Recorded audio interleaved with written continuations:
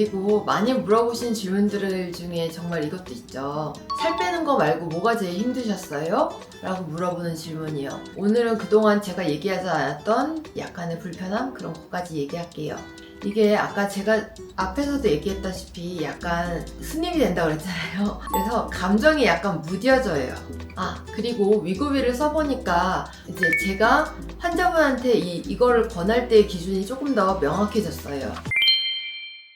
안녕하세요, 닥터은술입니다. 벌써 위고비 6개월 차예요. 그동안의 영상들을 통해서 몸의 변화라던가 부작용 이런 것들을 다 말씀드렸죠. 그래서 오늘 6개월 차에서는 지금 이제 드디어 갈림길에 선 것 같아요. 이제 위고비에 대해서 어떻게 해야 되나. 그래서 개인적인 경험이라던가 아니면은 이제 결정 이런 것들에 대해서 고민하는 시간을 이제 가져보고 그거에 대해서 얘기해 드리려고 합니다. 개인적으로 바빠서 인바디를 찍지는 못했지만은 전에 체중 변화 기록 어플이 있었잖아요. 그거를 통해서 이제 마지막으로 잰 걸 보니까 몸무게는 한 17.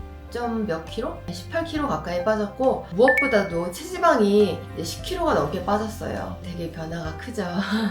근데 이제 5개월 차 영상에서는 15kg였는데 이번 영상에서 3kg 정도 더 빠진 거니까 5개월에서 6개월 갔을 때는 조금 변화가 덜하긴 했던 것 같아요. 그래서 체중 말고 이제 느껴지는 변화를 얘기해 보자면은 몸이 일단 덜 부어요. 당연한 얘기겠죠. 그래서 붓기가 좀 없으니까 사람이 조금 이렇게 맑아 보인다는 느낌? 깨끗해 보인다는 느낌? 슬림해 보인다는 느낌? 이런 게 들고요. 그 다음에 밤에 잠을 더 잘 잘 수 있게 되었어요. 이거는 아무래도 살이 쪘을 때 이제 숙면을 취하지 못했던 점이 있었거든요. 수면 무호흡증까지는 아니었지만 그래도 살이 찌거나 밤에 야식을 먹으면은 이게 잠이 드는 게 잠에는 들어도 자꾸 잠에서 깨는 그런 습관이 있었는데 지금은 한 번 자면은 계속 자게 돼요.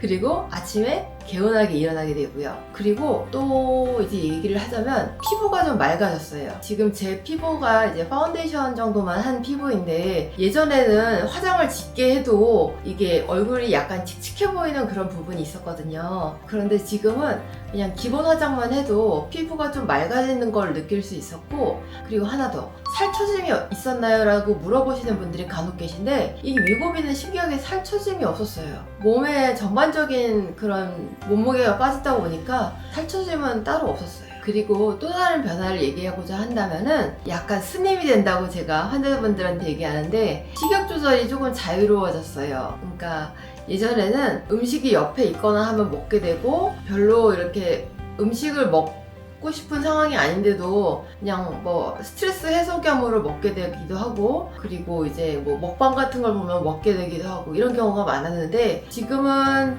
음식을 조절하는 게 좀 자유로워졌다 보니까 식욕 조절에서 좀 자유로워졌고, 그러다 보니까 다른 일에 집중할 수 있는 여력이 조금 더 많이 생겼어요. 그렇다 보니까 남들 시선에도 조금 더 자유로워졌고요. 아무래도 저한테 있어서 가장 위고비가 가져다준 큰 장점은 몸과 정신이 좀 평안해졌다는 게 되게 좋은 것 같아요. 그래서 많은 분들이 물어보세요. 위고비 끊으면 요요 생기지 않냐, 위고비 끊어야 되냐 말아야 되냐, 얼마나까지 유지해야 되냐, 이런 거 많이 물어보셔요. 그리고 저도 솔직히 아직은 자신이 없어요. 지금 위고비를 맞고는 있지만 이게 완전히 제 삶에 들어온 것 같진 않거든요. 그래서 일단 제 생활 습관 그리고 식습관 패턴 이런 것들이 조금 더 고쳐지고 난 다음까지는 위고비를 1.7로 맞고 있는데 그걸 유지할 생각이고요. 그 다음에 이제 제가 완전히 제 생활 패턴이라던가 식습관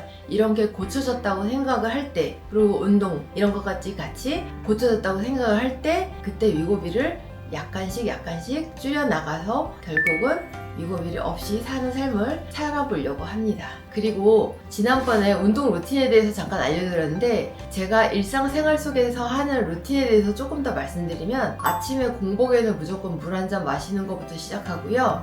특히나 갑상선 저하증이 있으신 분들은 신지로이드 아침에 빈속에 드셔야 되는 거 아시잖아요. 네, 그래서 아침에 물 한 잔 일단 딱 마시고, 그리고 공복에 물을 마신 다음에 식사를 하고, 그다음에 점심에는 단백질 위주로 먹었고요. 저녁에는 가급적이면 6시 이전에 먹으려고 노력을 했어요. 저녁을 그렇게 많이 먹진 못했고요. 저녁은 소식을 하고 있어요. 그리고 이제 필라테스를 주 2에서 3회 하고 있고, 스트레칭을 집에서 하고 있고, 그리고 무엇보다 중요한 게 기분 관리인 것 같은데, 이거는 이제 수다 떨거나 이제 스트레스 푸는 그런 여러 가지 행동들을 통해서 조금 기분 관리를 하고 있어요. 예전에는 스트레스를 식욕으로 푸는 경우가 많았는데 지금은 그게 이제 먹는 양 자체가 줄고 이제 기분 자체도 이제 평안해지고 약간 스님이 된다고 생각이 드니까 이제 글을 쓰거나 아니면 수다를 떨거나 이런 것들로 그 음식에 대한 그런 식욕에 대한 것들이 스트레스가 이제 조금 다른 쪽으로 변화를 했죠. 그게 이제 제가 느꼈던 변화 중에 하나였던 것 같아요. 그리고 많이 물어보신 질문들 중에 정말 이것도 있죠. 살 빼는 거 말고 뭐가 제일 힘드셨어요? 라고 물어보는 질문이요. 설사, 변비, 탈모 여러 가지 이제 부작용들에 대해서 그때 설명을 드렸었는데, 오늘은 그동안 제가 얘기하지 않았던 약간의 불편함 그런 것까지 얘기할게요. 이게 아까 제가 앞에서도 얘기했다시피 약간 스님이 된다고 그랬잖아요. 그래서 감정이 약간 무뎌져요. 그래서 이게 장점일 수도 있고 단점일 수도 있는데, 이제 감정이 무뎌지다 보니까 사람이 좀 둔감해진다는 느낌도 있고, 이제 근육통이나 피로감 이런 거 느껴질 때도 당연히 있었고요. 그리고 살이 빠졌는데도 불안하다라고 느껴지는 분들처럼 저도 이게 이 살이 빠진 거를 얼마나 유지할 수 있을까에 대한 불안감이 항상 존재했죠. 이런 거를 심리적 후폭풍이라고 하는데 이런 게 저한테 있어서 약간 부작용으로 다가왔던 것 같아요.